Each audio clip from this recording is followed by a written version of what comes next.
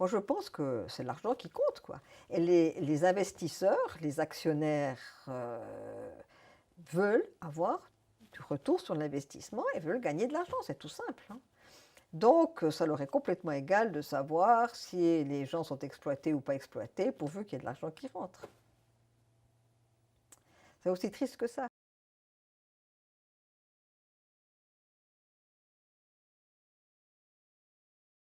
Je me suis engagée sur la thématique des jouets un peu par hasard. Je suis devenue membre d'une petite association, Peuple Solidaire, en France, à Rennes, qui nous demande d'écrire des lettres. Et la première lettre que j'ai dû écrire était au PDG de Mattel France sur les conditions de travail dans l'industrie du jouet. Je n'ai pas du tout aimé sa réponse, qui m'a dit « Vous êtes mal renseigné, tout va très bien, on s'occupe très très bien de tous nos employés, partout dans le monde, c'est parfait. » Et ça ne m'a pas du tout plu. Je suis devenue donc actionnaire de Mattel, numéro 1, et en tant qu'actionnaire, j'ai des droits. Je peux aller aux assemblées générales, je peux poser 3 questions sur des sujets différents, mais bien sûr, il y en a toujours une au moins sur les conditions de travail, et j'ai pu présenter des propositions de résolution. À l'époque, c'était très facile, j'en ai présenté 7 fois, ce qui est un record, je pense, absolu, mais c'était vraiment une question de chance en fait. Pour la première proposition, je demandais que tous les 6 mois, Mattel nous donne des renseignements sur l'amélioration des conditions de travail. Je posais donc mes 3 questions et Mattel ne répondait jamais vraiment. Donc, ce qui m'énervait évidemment. Donc, très souvent, j'ai réécrit au PDG de Mattel en lui disant « Vous n'avez pas répondu à mes questions » ou bien l'Assemblée générale suivante, je disais « Je reviens sur la question que je vous ai posée, à laquelle vous n'avez pas répondu une première fois ».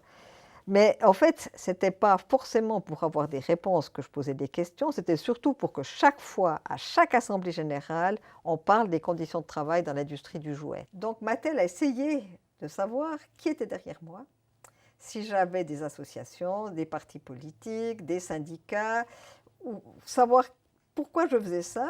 Et j'ai eu plusieurs téléphones, c'est assez marrant, pour savoir si on pouvait m'influencer.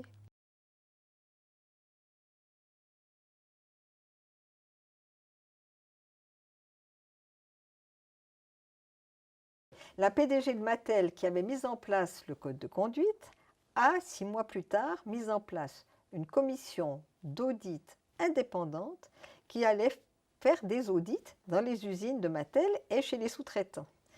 Alors d'abord, je ne me suis pas très bien entendue avec la personne qui dirigeait cette commission, mais finalement, on est devenus très copains.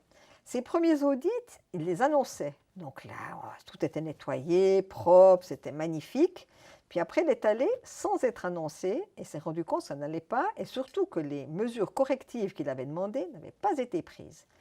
De sorte, à un moment donné, il a même dit « Ah ben, je ne sais pas si Mattel ne veut pas ou ne peut pas, mais les conditions ne changent pas et ne s'améliorent pas. » Et à ce moment-là, il s'est fait virer du jour au lendemain. Le code de conduite s'est un peu amélioré, mais il y a des conditions qui se sont vraiment améliorées et d'autres qui se sont dégradées. C'est-à-dire qu'ils acceptaient avant 60 heures de travail par semaine comme quelque chose de normal, et ensuite ça passait à 72 heures, ce qui est quand même beaucoup. Ils trouvaient qu'il fallait un jour de congé par semaine, ça passait à un jour de congé toutes les 2 semaines. La condition de travail décente et mon engagement, ça reste, c'est lié, ça ne peut pas s'arrêter. Si j'arrête, c'est clair que Mattel gagne, et que l'industrie du jouet gagne. C'est évident. Ça leur ferait plaisir que je n'y aille plus à l'Assemblée générale. On ne peut pas laisser tomber, c'est exclu. Si on laisse tomber, ils ont gagné. Et moi, je ne laisse pas les gens gagner comme ça, après 20 ans.